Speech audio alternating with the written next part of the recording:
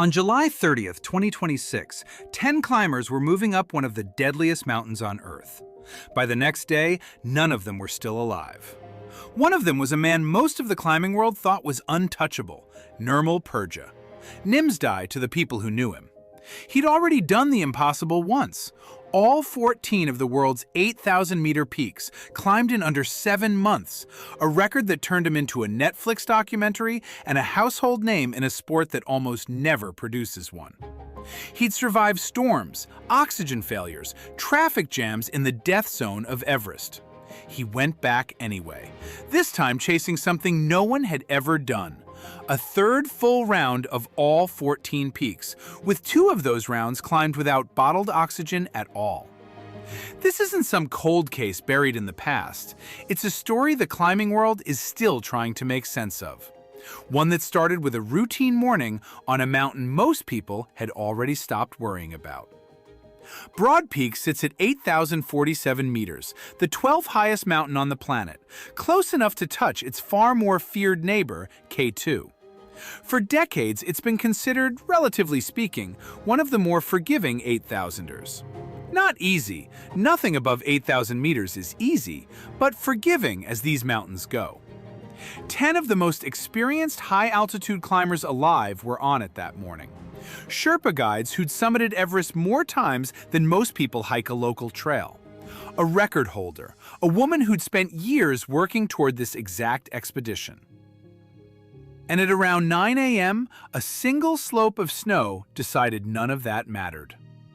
This is the story of what happened on Broad Peak, what's confirmed, what's still being pieced together, and the uncomfortable question already circling the climbing world before the snow has finished settling. Could this have been survived if word had gotten out sooner? In the days before the accident, at least 2 experienced climbers made a different call than Purja's team did. One, a friend of the group named Ian Overton, didn't even attempt the mountain on July 19th. Conditions weren't good enough to risk it. Another climber, a Hungarian mountaineer named David Klein, tried around that same window and turned back just below the summit. Not from exhaustion, because the mountain told him to stop. 2 experienced climbers, 2 decisions to not push through. Turning around isn't a failure of nerve in this sport. It's often the hardest and most respected decision a climber can make.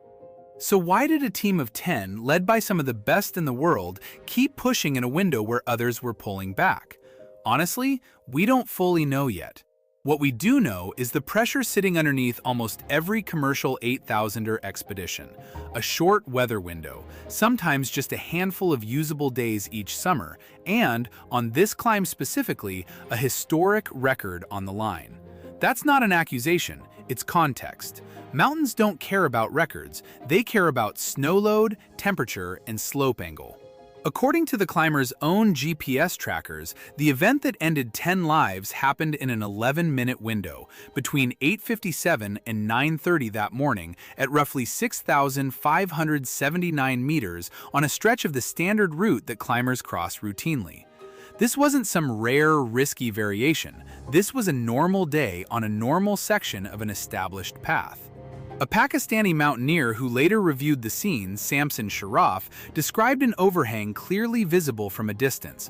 Most likely the entire snow-laden face of that section gave way at once, sweeping across the traverse where the climbers were moving. Not a small slide, not something a climber could step clear of, a face of the mountain itself letting go. The GPS data tells its own story in a language too clinical for what it actually meant. In the minutes after, several trackers showed sudden, sharp drops in altitude, hundreds of meters in moments. Behind every one of those numbers was a person being carried, buried, losing contact with a team that seconds earlier had been climbing right beside them.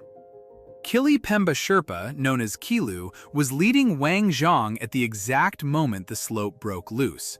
Guide and client, moving together the way thousands of Himalayan pairs have moved for decades. Both were lost. 10 climbers, same slide, same section of mountain, same half hour. Here's where the timeline gets uncomfortable. According to a representative from the Alpine Club of Pakistan, the formal report of the avalanche didn't reach the people who needed to act on it until roughly 13 hours after it happened. 13 hours in daylight-dependent, helicopter-dependent terrain is an entire usable day. I want to be careful here. This is still being scrutinized, not yet formally explained by any investigation. But it's already being asked, quietly and firmly, by people inside the climbing community. What happened in those 13 hours, and could it have gone differently? What we do know is what happened once the alarm did go out. On July 31st, 2 Pakistan Army helicopters were dispatched. A ground team began moving up from Camp 1, among them Nirmal Ji, who flew in from neighboring K2 the moment he heard, alongside Sirbaz Khan and other Pakistani and Nepali climbers. For Nirmal Ji, this wasn't professional obligation. These were people he'd climbed beside for years, on 3 different peaks in 3 different years. He was walking toward the worst possible outcome for people he considered close friends. That day, 2 bodies were recovered near the base of the avalanche. Drone footage later spotted more in the snow, though identification wasn't possible from the air.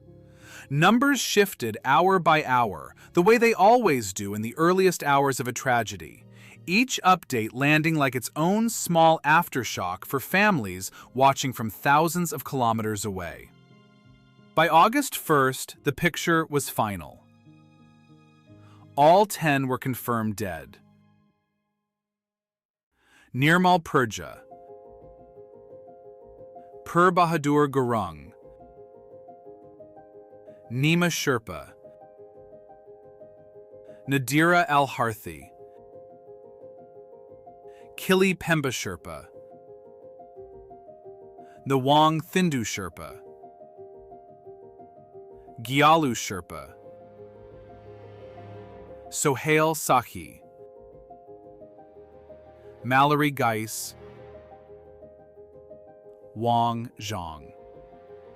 Every commercial expedition still active on the Karakoram's 8,000-meter peaks was canceled that week. Not paused, canceled. I don't think this story is really about an avalanche. Avalanches happen on these mountains. They always have, and they always will. That part isn't a mystery. It's the risk everyone on that slope had already accepted the moment they put their boots on.